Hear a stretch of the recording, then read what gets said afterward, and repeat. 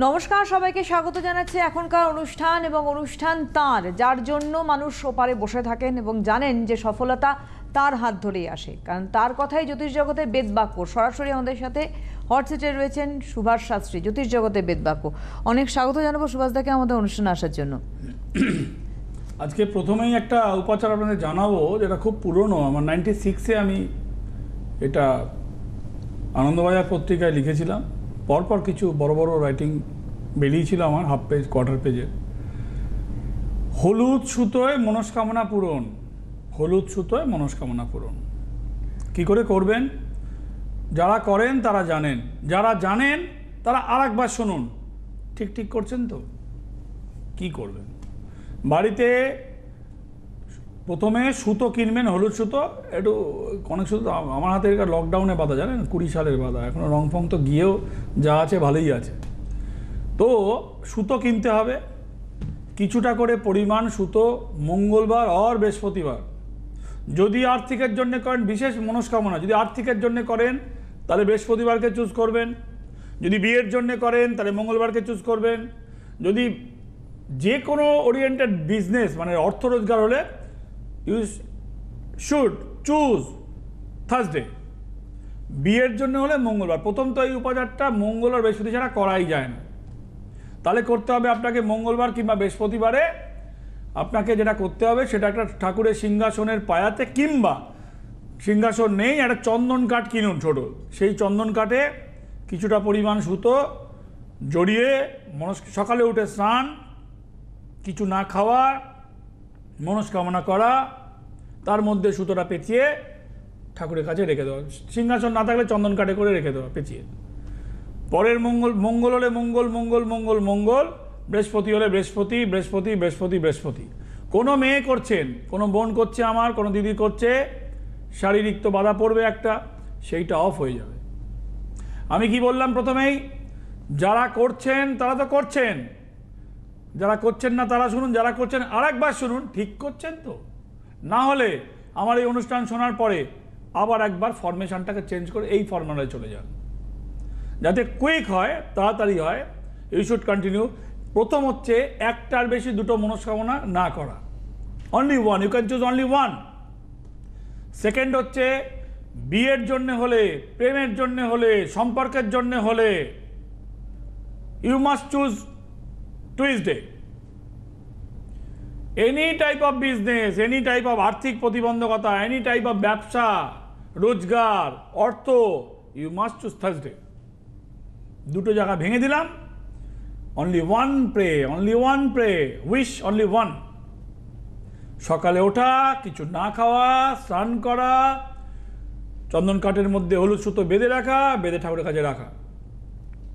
ছেলেরা হলে পরপর 3টে হবে, 4টে হবে।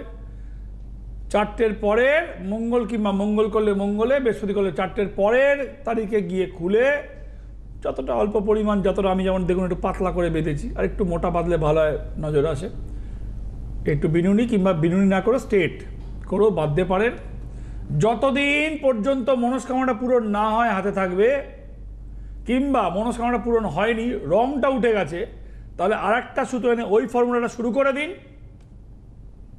যেদিন ওটা কমপ্লিট হবে এটা খুলে চেঞ্জ করে ওটা পরে দেবেন। সিম্পল। সুভাষ শাস্ত্রীর কোনো স্বার্থ নেই, সুতোর দোকান খুলিনি, কাঠও বিক্রি করার ইচ্ছে নেই। ঠিক মতন শুনলে আপনি ঘরে বসে নিজেই রিলিফ পেতে পারেন। সুভাষ শাস্ত্রীরও আপনাকে প্রয়োজন নেই।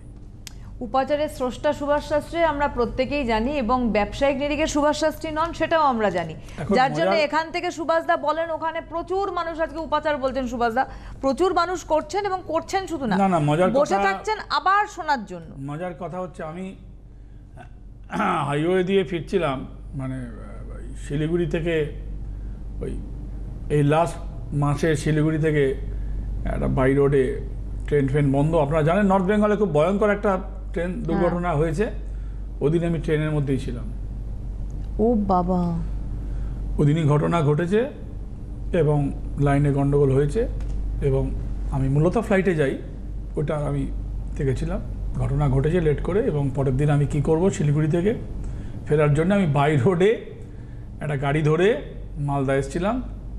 তারপরে খুব হ্যাকেল, বন্দে ভারতের হ্যাকেল। রাত্রি 3টের সময় বন্দে ভারত ছেড়ে ভোর 5:30টার সময় আমি সারাদিন আমার কিছু খাওয়া নেই দাওয়া নেই ওরে বাপরে বাপ। হয়েছে। তো এবারে যখন হাইওয়ে দিয়ে আসছিলাম 6 ঘন্টার জার্নির মতন, শিলিগুড়ি থেকে মালদা একটা জায়গায় চা খেতে নেমেছিল ড্রাইভাররা, দেখলাম মোটা করে হলুদ সুতো বেঁধে আছে। তো আমি জিজ্ঞেস করলাম, ভাই এটা কী বেঁধেছো হাতে? বলছে আমি তো জানি না, আমার মা করে দিয়েছে। সে আমাকে চিনতেও পারেনি, সে আমার নামও জানে না, বললে এগুলো করলে ভালো কাজ হয়, সে আমাকে বলছে। তো এরকম যে কত মানুষ, সে কিন্তু সুভাষ শাস্ত্রীর কথা জানে না। এখন এখন এখন লোকাল লোকরাও বলা শুরু করেছে সুভাষ শাস্ত্রীর কথা সে জানে না, কিন্তু সে করছে। আমার উদ্দেশ্যটাই এটা ছিল যে গুরুদেবের মুখে যা শুনেছি সেগুলো আপনাদের বলে দেওয়া, এবং এটাও নির্দেশ ছিল এটা নিঃস্বার্থভাবে বলা, তুমি কিছু বিক্রি করবে না, সামনেবেলার কাজ হোক। তো আমার মনে হয় আমি আজ 35 বছর কাজ করছি, 24 ইয়ার্স সিটিভিএনে বসছি 2000 সাল থেকে। এই প্রচেষ্টা আমি আজও করি, আজও মনে রাখি যে এই ছোট ছোট ব্যাপার মানুষের ঘরে বসেই কাজ হোক। এর মধ্যে যদি আমি যদি আমার স্বার্থ জুড়ে দিই তাহলে ভগবান রুষ্ট হবে, আমি বিশ্বাস করি। কোনো চালাকি নিয়ে অনুষ্ঠান করি না, কোনো কথার মধ্যে কোনো একটু ঘুরিয়ে বলা, অয়েল করা।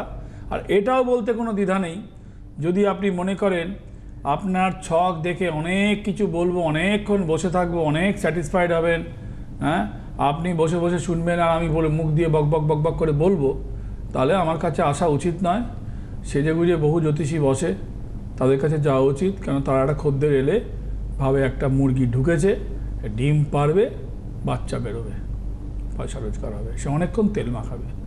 তো আমার কাছে আমার মনে হয় যে কাজের কথা 2, 3, 4টের বেশি হয়ই না একটা মানুষের জীবনে। আর কাজের কথা বলার বাইরে জ্যোতিষের কোনো অয়েলিং করা কথাবার্তা বলে টাকা নেওয়ার আমার প্রয়োজন নেই। সেই সময় একটা ভালো বই পড়লে আমার কিছু জ্ঞান বাড়তে পারে, পরিষ্কার কথা। সুভাষদা একটা কথা বলি, যেহেতু বইয়ের প্রসঙ্গ উঠলো, সুভাষদা এখনো কিন্তু বই স্টাডি করেন। সুভাষদা কত পুরনো বই রয়েছে সুভাষদা বাড়ির লাইব্রেরিতে। তো যাই হোক, তো কথা হচ্ছে যে সেটাই বলছিলাম, তাহলে আমাকে চুজ করবেন না, আপনি আশাহত হতে পারেন যে দেখুন কাজের কথার বাইরে বিশেষ কিছু বলবো না আমি আপনাকে।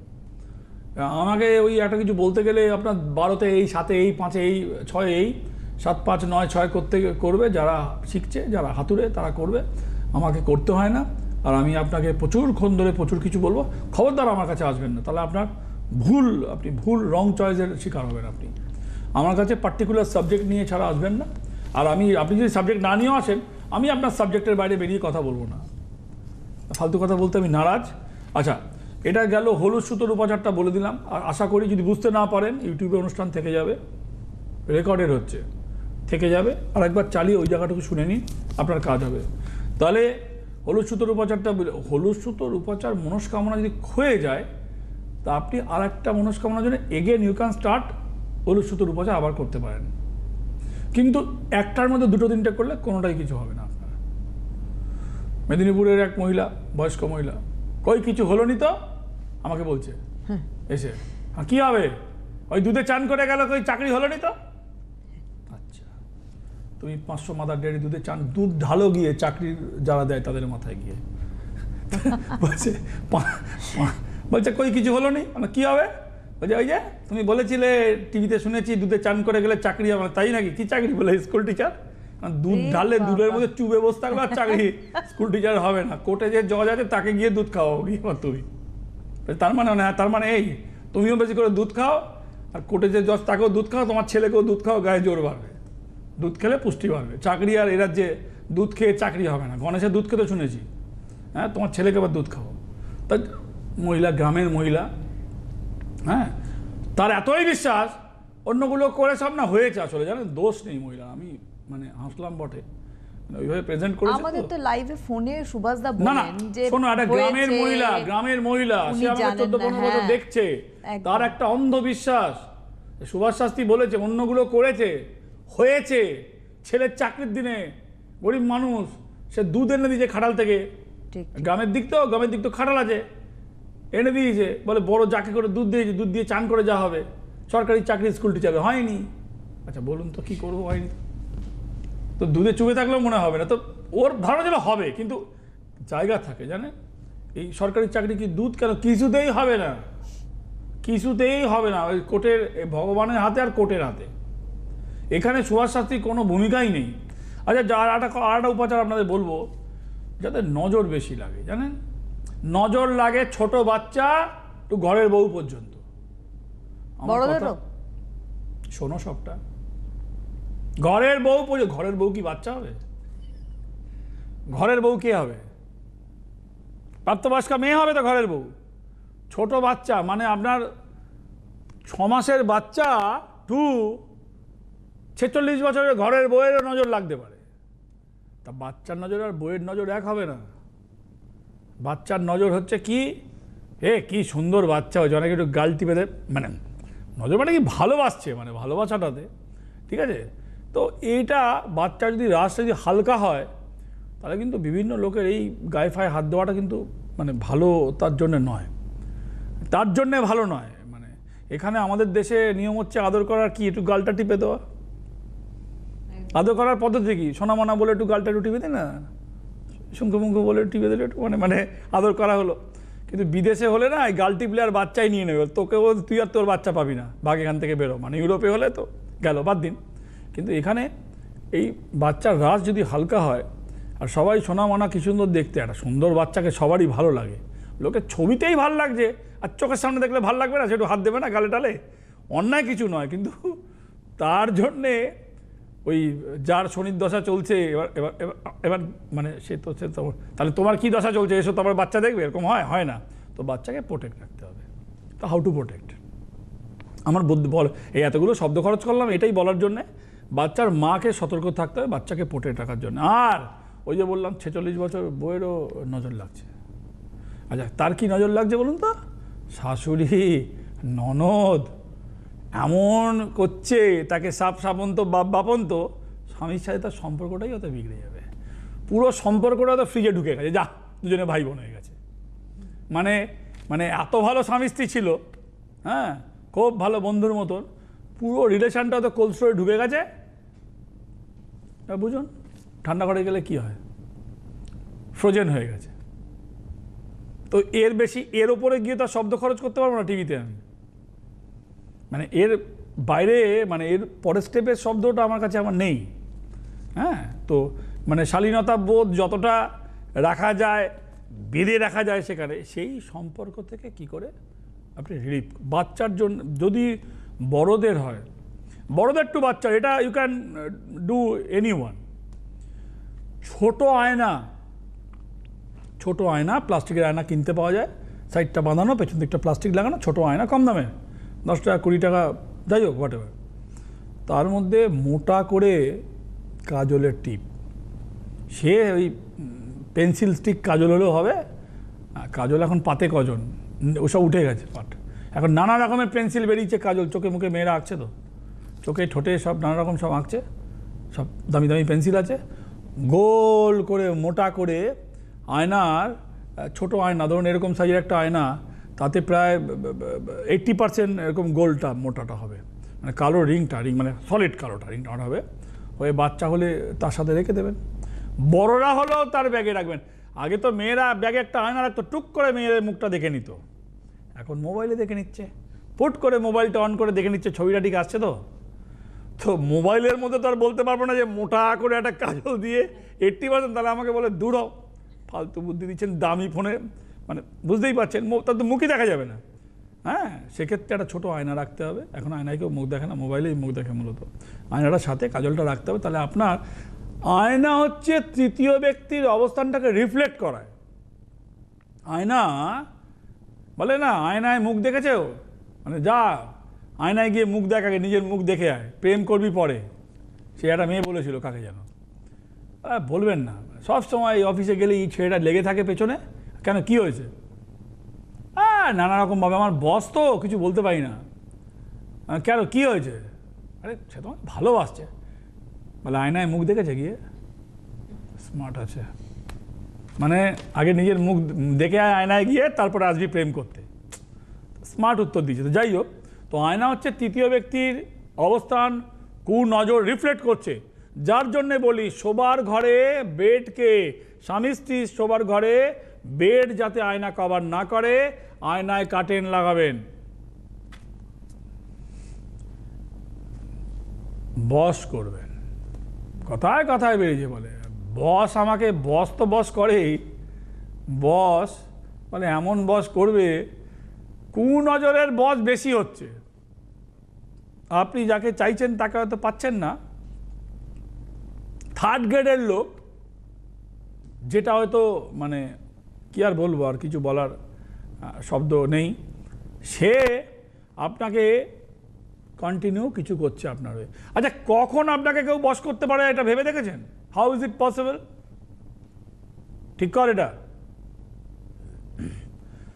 বস তখনই আপনাকে সেও করতে পারে, তার এফেক্ট আপনার উপর পড়তে পারে, যার সাথে আপনার প্রতিদিনের মুখোমুখি হয়, যার সাথে আপনার কথা হয়, যার সাথে আপনার দেখা হয়, যার কাছে আপনার ফটো থাকলেই শুধু বস হবে না। ওই সিনেমা স্টারদের ফটোও প্রচুর লোকের কাছে আছে। ওই মোবাইলের দৌলতে রাস্তার ফুটপাতে শুয়ে রয়েছে, মানে রাস্তার ফুটপাতে আমি যখন যাই দেখি কলকাতা শহরের বিভিন্ন জায়গায় রাস্তায় ফুটপাতে শুয়ে রয়েছে, ওইখানেই থাকে, বৃষ্টি হলে প্লাস্টিক মুড়ে এগরোলের মতো নিজে গুটিয়ে শুয়ে থাকে, ওই গোটানোর মধ্যেও মোবাইল ঘাটছে। চিন্তা করুন, মাথার উপরে ছাদ নেই, ফোনে নেট আছে, তার মানে তার কাছে ছবি আছে কারুর। সহজ জিনিস না?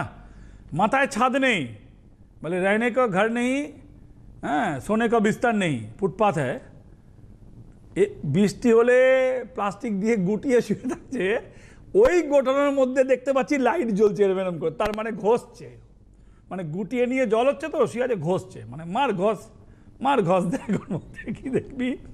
তো ছবি থাকলেই হবে না, তোমার ছবি যত কেউ নিয়ে রেখে দিয়েছে, তোমাকে বস করবে, আর ছবির ওপরে কিছু করছে, হ্যাঁ, কিচ্ছু হবে না।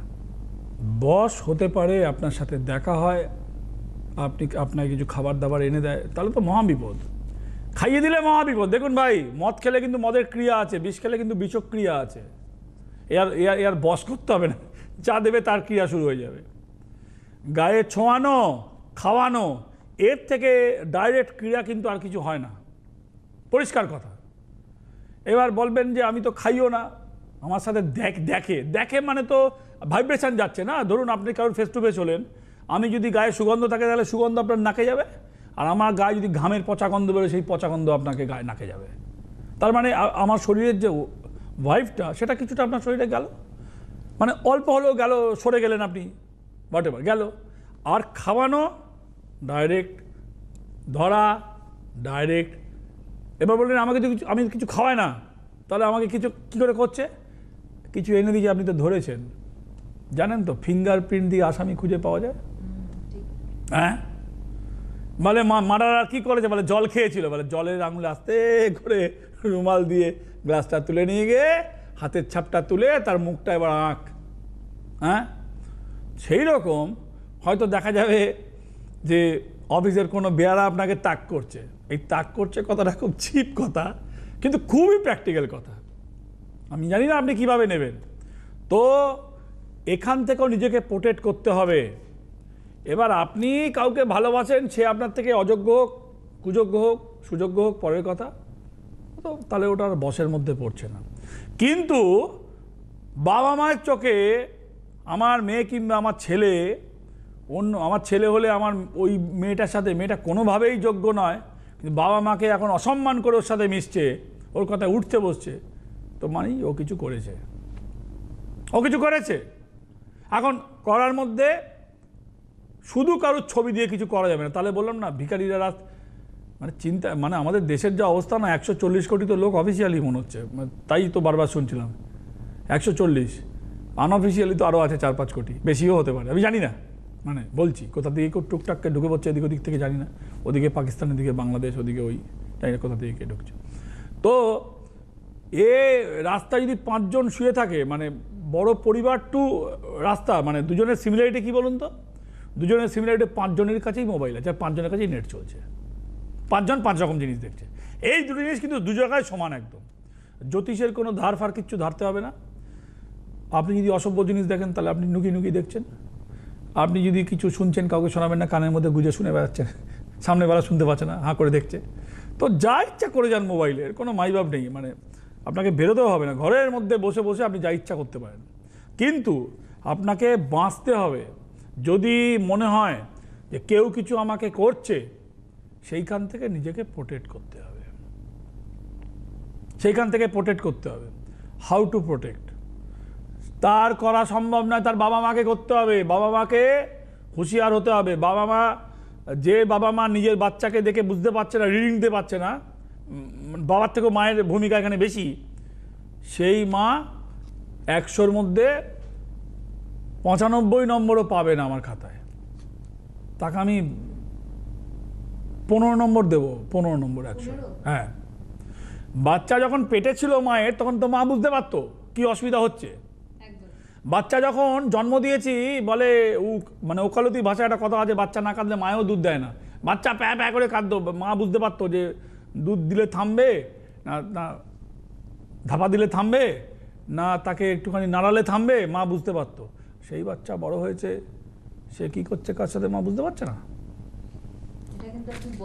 তুমি কোথা যাও, তুমি উত্তর দাও। 100% ঠিক কথা। তুমি আমার এই কথার উত্তর দাও। আমি একটা কথা বলি সুভাষ দা, না আমি বললাম একটা কথা বলি সুভাষ দা। আজকে আমরা লাইভে যখন সুভাষ শাস্ত্রীকে আমরা দেখি, এরকম বহু ফোন আমি থাকাকালীন আমি রিসিভ করেছেন আপনি, যে তুমি মা, তুমি জানো না, তুমি বলো না উত্তর। হ্যাঁ, জানতে হবে, একদম, হ্যাঁ, এটা সঠিক কথা। কেন জানবেন না? আমরা বলি মা মুখ দেখলে বুঝতে পারে কি সমস্যা, তাহলে কেন বুঝবে না? মুখ দেখলে বুঝতে পারে কি দেখলে কি পারে। আমি তো বলছি তোমার পেটের মধ্যে বাচ্চা ছিল, তখন তুমি বুঝতে পারতে। তোমার পেটের মধ্যে বাচ্চা ছিল, তখন তুমি বুঝতে পারতে বাচ্চা নড়ছে না, আমার কি অসুবিধা হচ্ছে। বাচ্চা যখন জন্ম দিয়েছে, 4 দিনের 5 দিনের বাচ্চা, সে মা তাকে শান্ত করে ফেলে। বাচ্চা যখন কাঁদছে, মা তাকে দুধ দিয়ে থামাচ্ছে, আবার ওখানে কী হচ্ছে, দুধ দিয়ে থামাচ্ছে, তা কী হয়েছে, তা সেই বাচ্চাটা কথা বলতে পারছে, সব কিছু করছে, তার বাচ্চা, তার মানে মা তাকে ফলো সেভাবে করছে না, বড় হয়ে গেছে বলে, আর নাহলে মায়ের যোগ্যতার অভাব। এই দুটো কথা বলতে আমার কোনো দ্বিধা নেই। মায়ের যোগ্যতার অভাব, মায়ের চোখের আড়ালে গিয়ে বাচ্চা যদি বড় কাণ্ড ঘটিয়ে ফেলে, মাই তার দায় মাকে নিতেই হবে। আমি তার মাকে দায়ী করব। তুমি আমাকে খারাপ বললে খারাপ, আমার কিছু যায় আসে না। তো মাকে বুঝতে হবে, মাকে অ্যালার্ট হতে হবে। বাচ্চার মুভমেন্টটা তো ভালো লাগছে না আমার, তাহলে আমাকে কি করতে হবে। তারপরে সে জ্যোতিষের কাছে এলে সে বুদ্ধি দেবো। মা ঘুমোচ্ছে, মেয়ে ঘষে যাবে একদম। মাকে হুঁশিয়ার থাকতে হবে। কেননা মাথায় রাখুন, মাকে এখনকার 10 বছর থেকে 20 বছর, 22 বছর, 25 বছর পর্যন্ত হুঁশিয়ার থাকলে সেই বাচ্চা নিয়ে চাপ থাকবে না। ভুল তো প্রথমেই করে না মানুষ, জ্যোতিষের কাজ তো অনেক পরে। আপনি না এলে আমি কি করব? আপনি এসছেন, আপনাকে যা বলতে ঘুমোচ্ছেন, আপনি গিয়ে বলে মেয়ে পড়ছে, আপনাকেও জেগে থাকতে হবে। মেয়ে পড়বে, আপনি ঘুমাবেন, তাহলে আপনি ঘুমোন। আপনার মেয়ে পড়ে ঘষে যাবে, কি হবে সে ভগবান জানে। আমার কথা আপনার খারাপ লাগতে পারে, না এটা বাস্তব কথা। হ্যাঁ, এটা একদম বাস্তব কথা সুভাষদা। না তুমি তো মা একটা বলো না, আমি খারাপ লাগতে পারে আমার কথা তোমার, যে আপনি এইসব কথা বলছেন। একদম সঠিক কথা। আমার স্বার্থ কিছু নেই, বেশ করেছি বলেছি, আমি আমার ক্লায়েন্টের স্বার্থে বলেছি। যে খারাপ বলে আমি খারাপ, আমার কিছু পাবার নেই। আমার প্রোগ্রাম থেকে প্রলোভিত কোনো রকম টোপ দেওয়ার নেই অ্যাঙ্কারকে দিয়ে আপনি এই করতে আসুন। আমরা অ্যানাউন্সমেন্ট করি না কিছু সুভাষদা, এটা একদম সত্যি কথা। সুভাষদা পাওয়ার কিছু নেই কিন্তু এখান থেকে। আমি একটু আগেই বললাম সুভাষদা ব্যবসায়ী নিরিখে সুভাষ শাস্ত্রী নন, নাহলে সুভাষদা এখান থেকে উপাচার লাগাতার বলে যাচ্ছেন। সুভাষদা যে গাইডলাইন্সগুলো সুভাষদা দিয়ে যাচ্ছেন, কি আছে, কে আসছেন ওখান থেকে? কেউ তো না। কিন্তু সুভাষ শাস্ত্রীর জন্য মানুষ বসে থাকেন, কারণ জানেন যে ঠিক আছে সুভাষ শাস্ত্রী মানেই কিন্তু আমার সফলতা তার কাছে, এবং ভরসা করেন সুভাষদা আপনার কাছে আজকে মানুষ একটা কারণেই, যে আপনি মানুষকে সঠিক রাস্তা দেখাবেন। আজকে আর আমাদের হাতে সময় একেবারেই নেই। অবশ্যই আমরা আলোচনা আবারও আগামী দিন নিয়ে যাব সুভাষদার সাথে। অনেক ধন্যবাদ জানাবো সুভাষদাকে, আবারও ধন্যবাদ আপনাদের জানাই। নমস্কার। জ্যোতিষ হল বেদের অঙ্গ, আর সুভাষ শাস্ত্রীর কথা জ্যোতিষ জগতে বেদবাক্য।